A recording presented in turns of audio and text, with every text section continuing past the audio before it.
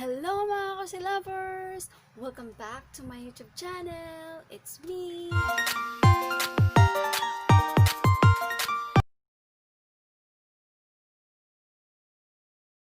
But before that, if hindi ka pa nakasubscribe to my YouTube channel, please hit the subscription down below and also hit the notification bell para updated ka on my next video tutorials. Okay mga Kasi Lovers, let's proceed! Sunflower coaster.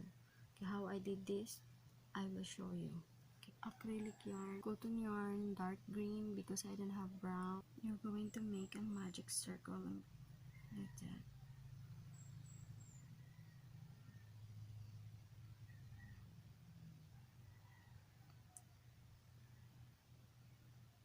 So get that and remain that one.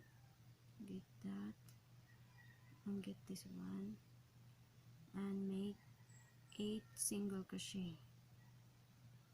Okay, 8 single crochet in the magic circle.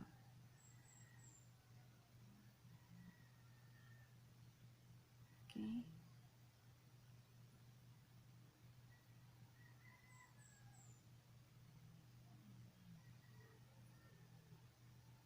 One, two, three,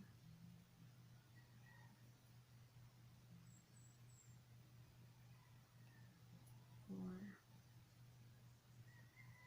5, 6, 7, 8. Okay, so that's 8. Then now grab this tail, 2. So now we have this. You're going to slip stitch on the first single crochet. Okay, slip stitch, chain to 1, 2, and then double crochet in the same stitch.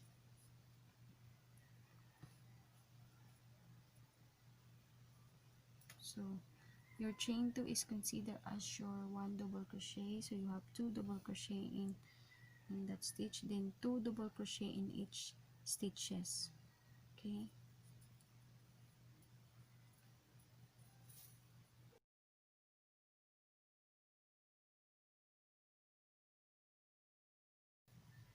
so you have the total of 16 double crochets. 16, then slip stitch,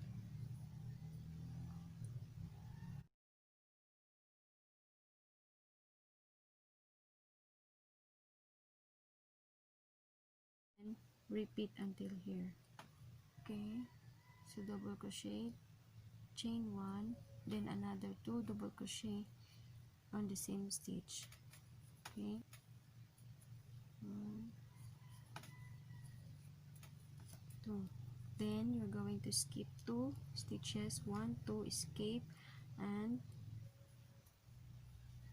then repeat until here. Okay, okay, so slip stitch here, like that, then chain to 1, 2, then in this spacing here make 6 double crochets. Okay, 1, 2, 3, 4, 5,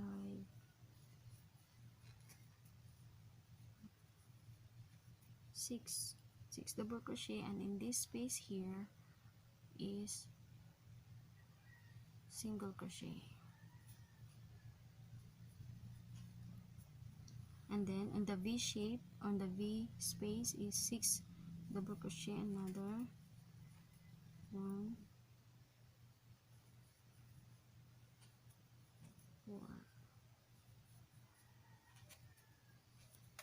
5, 6, and here is single crochet. Then repeat until here. Okay, so we're almost done. Single crochet here and the last stitch, then slip stitch, chain 1,